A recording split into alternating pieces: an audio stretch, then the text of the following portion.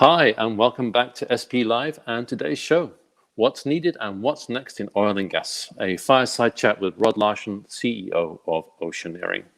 Rod will be sharing his thoughts and reflections about our industry, navigating recovery and the way ahead. What's needed and what's next for oil and gas and our industry's role in the energy transition. My name is Nils Kaageson-Loe. It's my great pleasure to be your host for today. New to SP Live, check us out on social media, hashtag SPE Live, or find us on SPE.org. We have a busy schedule of SP Lives coming your way over the next many weeks, including a look at the oil and gas markets, the energy transition, of course, executive talks, and some other new features. Look out for all of that on social media. You can also check out all our 2020 content for free. Just go to our website on SPE.org or search on social media under hashtag SPE Live. Now, our guest today, Rod Larson, President and CEO of Oceaneering International. He joined Oceaneering in 2012 after 22 years with Baker Hughes, where he most recently served as President in Latin America.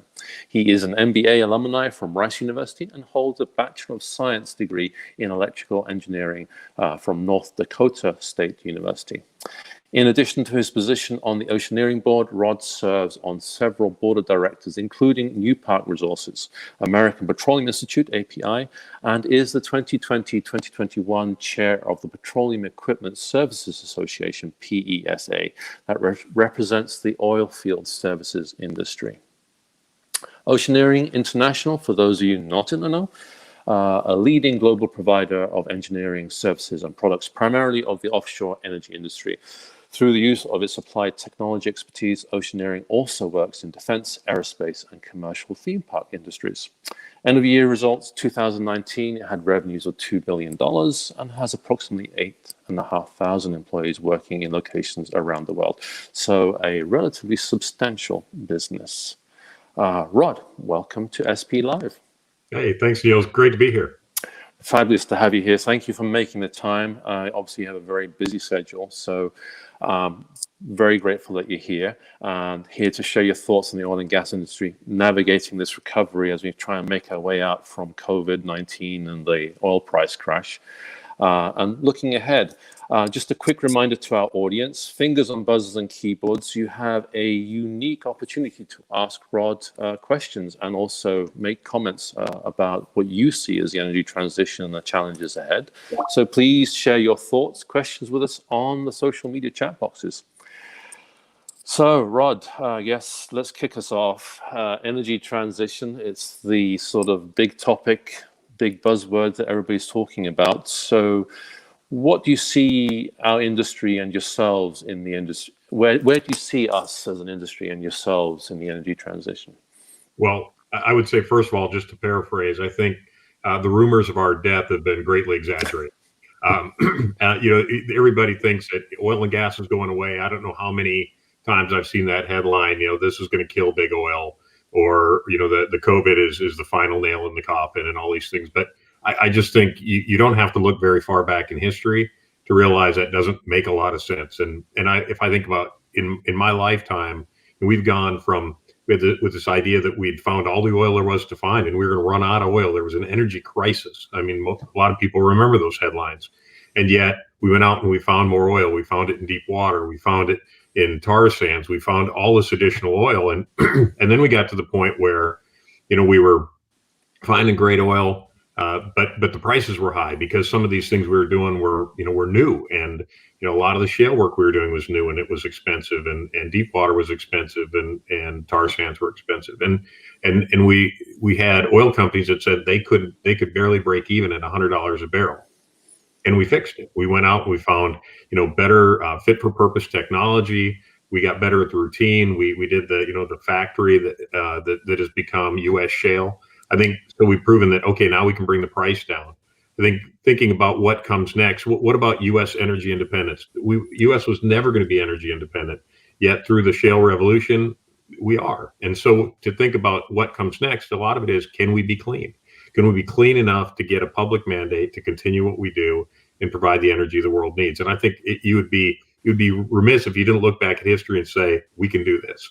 And the best example you have is, when everybody was excited about the Paris Climate Accords, the U.S. and criticized some of the things the U.S. was doing, the U.S. found the answer to lowering carbon emissions in natural gas. So there's plenty of opportunity out there for us to participate in energy transition. I think we need to think about it a little bit differently. There used to be a time when we thought the cheapest barrels, when we realized that supply was outstripping demand, that it was going to be the cheapest barrels that were going to be produced, and it was going to put some of these things like deep water and tar sands and others out of business. I think what we're going to find now is it's not necessarily the cheapest barrels, but it's the cleanest, safest barrels that are going to be produced.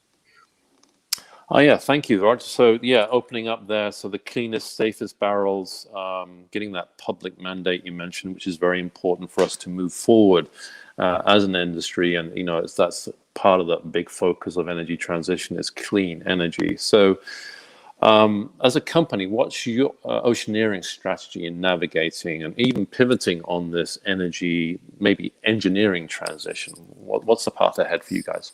Well, when you listen to a lot of what's behind the commitments that big oil's making, Exxon, Total, and others, and they talk about carbon emissions, a lot of that, if you read into the smaller print, they tell you that about 70% or more of that reduction is going to come from their vendors. So we know that we have to do things like providing automation. Some of the things we do with resident vehicles, things like that are going to be really important.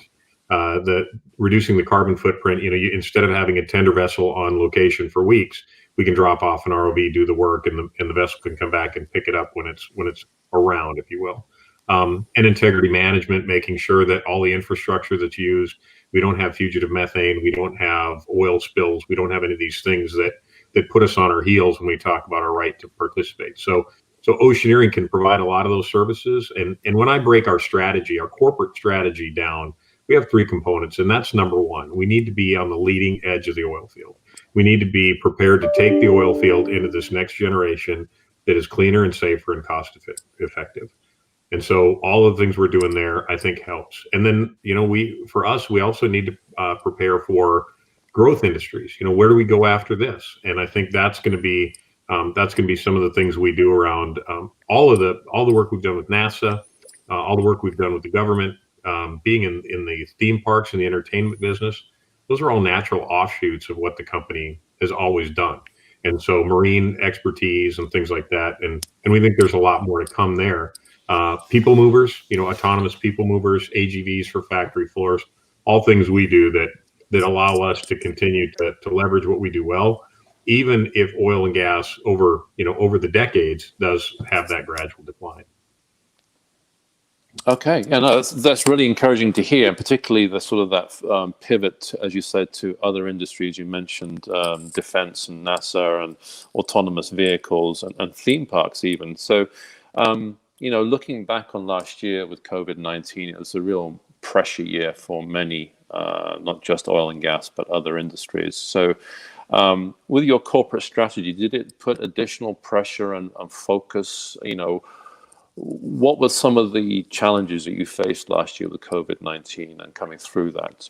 Wow. So, I mean, obviously, just like for everybody else in the world, COVID made it a hard year. But I think about dividing it into groups. Our personnel that were out on location, whether that was traveling around the world, they had to do longer hitches.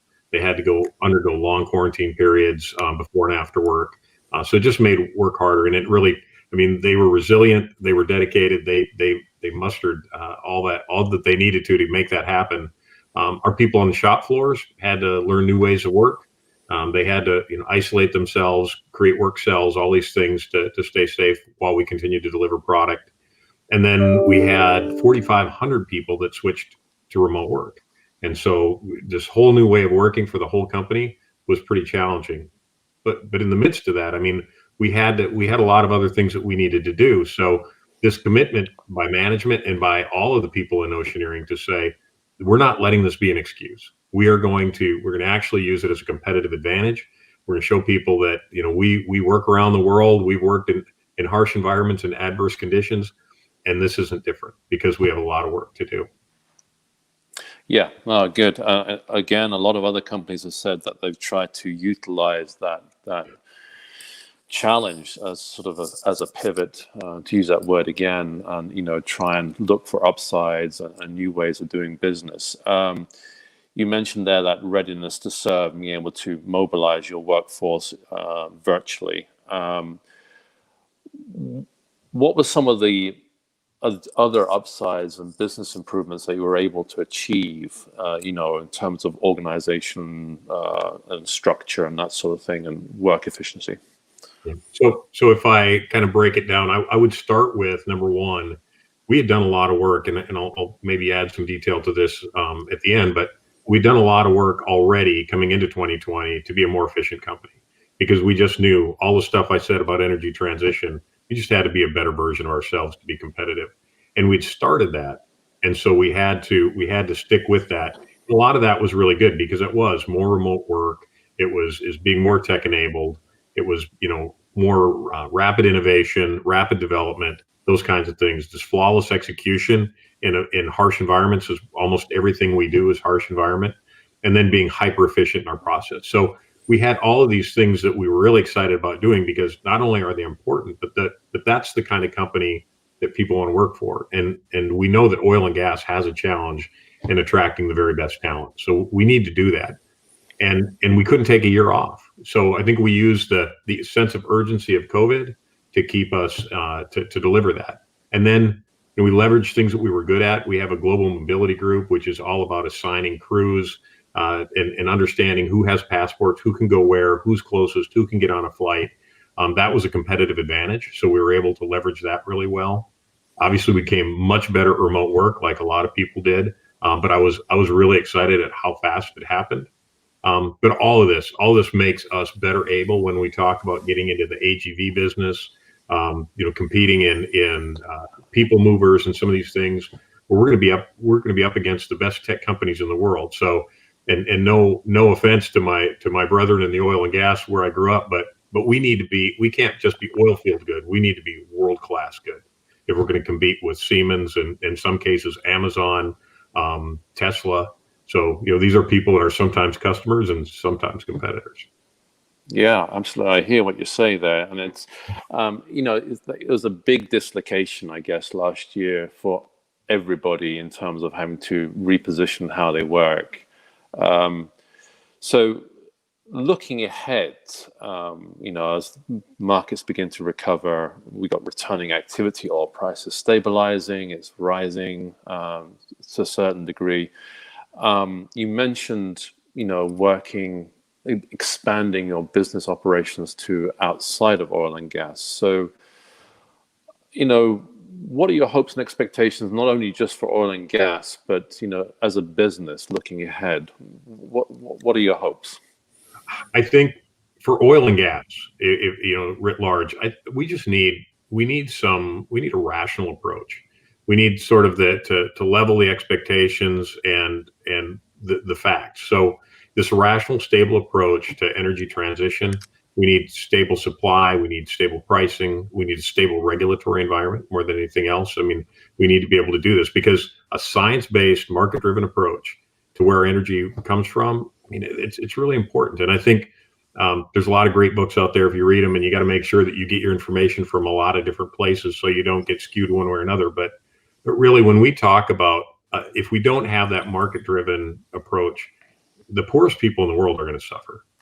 All of the people that already have energy are going to have energy from wind instead of natural gas. We'll find a way, and we'll pay a little more, and it'll be okay. But we're going to leave a lot of people who are living in energy poverty today. We're going to leave them there for a long time, and that I don't think any of us should be okay with that. So if we can take out some of the dramatic cycles that are driven by regulatory pressure or bad behavior in business, I think it allows us to invest, to have this stable, rational progression to where we can reduce carbon emissions. We can reduce our dependence on hydrocarbons writ large. We can move to a greater source or a greater percentage of our energy that comes from renewables without leaving people behind and without creating destruction, because we need that sort of stability to make the investments, both the investments in technology and innovation, but also the technologies or the investments in infrastructure to make it so. So I think this getting together and not seesawing back and forth. I made the comment earlier about the death of oil and gas. We need oil and gas, And we need a rational approach to do it clean so that we can make a good transition to a greater percentage of renewables to where the poorest people in the world, those that need our help the most, aren't left behind. Yeah, no, absolutely. I mean, you mentioned that clean energy and the importance of that clean energy to continue addressing energy poverty. And you very rightly point out that we in the developed countries have access to energy. We will always have access to energy, and we are prepared to pay a higher price if we need to, but that's not the case for other countries necessarily. You talked about a stable regulatory supply, trying to get away from these cycles through that have been caused by bad investments, for example, or regulatory uncertainty and that sort of thing. I'm just thinking of your role now as chair for PESA for this next year. So you represent the oilfield services industry. So a very large part of that is the underbelly, is the engine for oil and gas. So in that position, and speaking from that position, what again, where do you want things to go? Where are the big pinch points in the market ahead? Well, I think first of all, you can't sort of penalize. I think some people believe that the way to reduce our dependence on oil and gas is to just put those people out of business, right? Make it go away, and then we'll learn to live without it. And that would be such a shame, because so much of the expertise, and I think I speak particularly to Oceaneering, but a lot of my brethren in the oil field fit in the same group. We build offshore structures that are perfect for floating wind, for fixed wind. If we repurpose blue hydrogen, we can have hydrogen replacing some of our offshore oil field platforms, changing over to hydrogen production. I mean, harnessing wave energy is huge. Think about subsea mining. Subsea mining, we have the expertise to leverage subsea mining, rare earth minerals. If we really can kind of imagine that we're going to go to this high dependency on batteries, we don't have access to the rare earth minerals we need to make this wholesale transition to on-demand electricity generated by renewables, where wind and sun aren't on demand. So I think we need to think about all these things that we can leverage these people that innovated our way around energy to take us to the next place too. And they're ready and waiting. I think that's the other thing. We're not foot dragging. We're not science deniers. We're not saying that, this is never going to happen, or you can't do that, or it's bad science. We're just saying, hey, create a stable environment where we can make investments and we'll shift. And oh, by the way, a lot of that's happening from our current customers, right? They're the ones who have made commitment to investing in offshore wind and investing in biomass and all these other large scale renewables. And I think we're happy to continue working with them. We've always shifted to where they wanted to go, whether it was a different place on the planet or a different type of technology they needed. And I'll tell you, I don't think they've ever been more receptive to vendor-led solutions. So if we can find ways to help them either continue their oil and gas business with a lower carbon footprint, or help them understand better how they can take the things they're good at and leverage them in renewables, that's all a short putt, as you'd say, because we've already got the relationship and we already have the trust built with those customers. Yeah, that's an excellent position to a good position statement. I think that really sort of resounds with the industry and where the industry wants to go. And it actually really very well, I think, there answers a question from Faz Abu Bakar on YouTube. He was asking there, what is your view moving forward, as you mentioned, being rational and stable when it comes to reducing carbon emissions and carbon footprint? Maybe can you add a little bit to that? I mean, earlier you mentioned about the automation piece and the power of automation and virtual working. Can you sort of maybe add a little bit more depth to that? Yeah, and I think transition is exactly that, right? And when we think about, I always joke, people said, the end of the Stone Age. We used the largest amount of aggregate ever just a few years ago. So we don't ever transition away. And it's the same way that there are still a huge portion of the meals in the world are prepared over a dung or a wood fire. So we never quite leave things behind. So we ask, what's the rational progression from highly dependent on hydrocarbons, oil, gas, and coal? How do you get to the next step? And I think we've been transitioning away from coal. We talk about carbon sequestration. We do all these things so that as we build capacity, we don't increase cost, we don't reduce access to electricity, we don't do those things. But we do figure out ways, like for oil and gas production, to reduce fugitive methane, less flaring, better integrity of the infrastructure. And that's, for us, that's managing that infrastructure. Things like using embedded sensors, drones to inspect, more analytics around machine learning, artificial intelligence, leveraging big data so that we can predict where problems might come, and we can embed the sensors and do the inspections there without having to fly people on helicopters to offshore installations, and have the carbon footprint associated with that greater human intervention. So all of these things are very, very doable. We can reduce the fugitive methane, we can reduce the flaring, we can have better carbon sequestration on plants, and we can have more use of natural gas. All of these things we can do to reduce the carbon footprint of the energy we derive from oil and gas while transitioning to a greater portion of renewables. And I think not trying to say we have to stop one, we basically have to starve the world of energy so that they'll make the move to this better thing. It sounds like disciplining school children. It doesn't sound like a good economic proposition for the globe. No, not at all. And I think, that's one of the conflicts that we face as an industry when a lot of the activists are driving and saying, oh, we have to starve the world of energy to actually make us change. And I think looking back through hundreds of years of economic development, I don't think that works. And I don't think that's going to be a solution going forward. So just to pick up a little bit on another audience question here from this time from Gaurav Agrawal on LinkedIn. So pathways to net zero by 2050. So this is the piece that underlies the engineering transition in terms of its overall sort of envelope and where we need to be going. So there he's sort of asking, to what extent is the path predictable, and I think it picks up a little bit on what you were saying earlier. How do we need to innovate discontinuities to stay, I guess, the course, and also to stay relevant? Yeah. Well, first of all, it's a moving target, and that's where I think a lot of people struggle a little bit. You've got not just a growing world population, but you've got a growing middle class, and we all know that as you move from poverty to middle class, your energy consumption, your appetite for not just electrons but things, stuff, which is derived from petrochemicals, goes up. So you have to ask yourself, how do we do this? How do we work in recycling? How do we work in repurposing and things like that?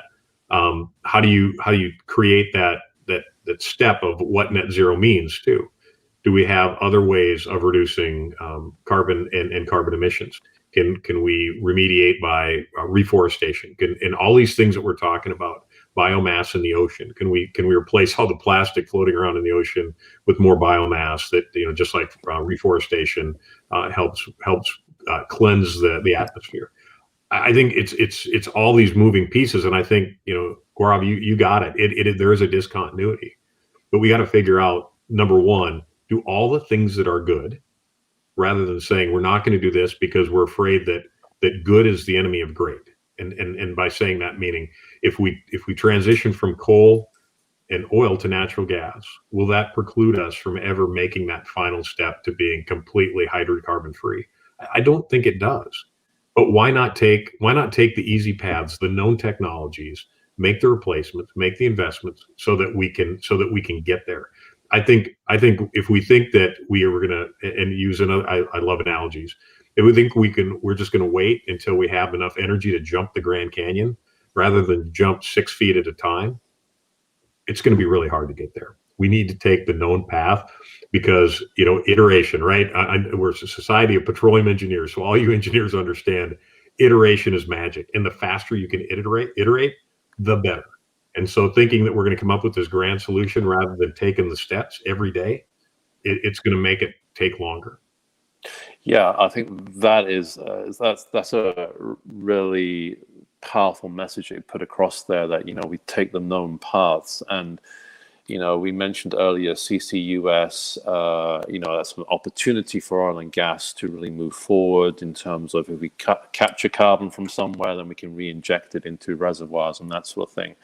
So that's a known path for us in terms of reservoir injection, in terms of infrastructure and how we do that. That kind of nicely leads on maybe to our last question from the audience here, from Ra M on YouTube. So, what is your view? And I guess maybe also think about this question in terms of your position in leading PESA, PESA this year. What is your view on engaging in the climate change debates? You're from the oil and gas industry. Why? So, the question that we get constantly is, why should people listen who are outside oil and gas? What is the value that we bring to the debate? So, you mentioned known paths. Any sort of closing thoughts around that? Why should we be at the table? Absolutely, and we joke, and I saw the struggles API got there to be able to talk about climate change and some of these others. But if you're not at the table, you're on the table, right? So you have to be at the table. And the other side of it is, first of all, we have to convince people that we don't believe that it's the death of us. Because if they think that we're just trying to defend our position because we're trying to stay alive, it's a survival instinct, they're not going to listen. They're not going to hear our words. We need to explain to them the role we want to take in energy transition, that we're happy to take this journey. How many hunters and fishermen and people with young children are there that work in the oil field?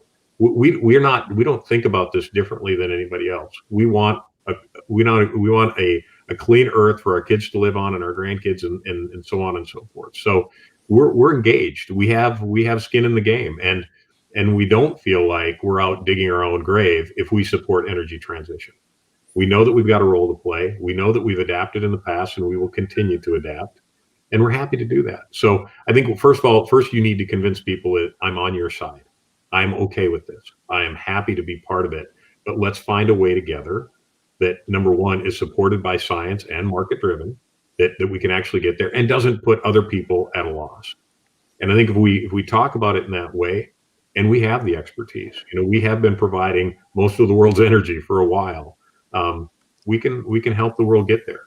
We don't have to be set aside while a brand new set of people come in and learn this. We all understand the logistical challenge. Again, any business you're in, that learning curve, if we're going to start the learning curve again with somebody else that's got to put together that whole supply chain, we're going to lose ground. So take the people that have been doing it, change the rules if you need to, moderately and over time, change the rules and say, okay, I want some of your oil and gas under these conditions, but I also want you to make these steps towards the renewables. We can play that game. We're happy to. Yeah, no, thank you, Rod. That is, again, another powerful message is that, I guess to sort of recap, the world needs energy. We all want clean energy. Let's follow those known pathways. We have the technology and the engineering capabilities as an industry. And as you say, we have skin in the game. So we want to be part of this journey. So, we should be at the table. We should be helping push the world to a cleaner energy future with the capabilities that we have. So thank you very much, Rod, for your time today and your insight and your thoughts on where we are and what we need to do next as an industry.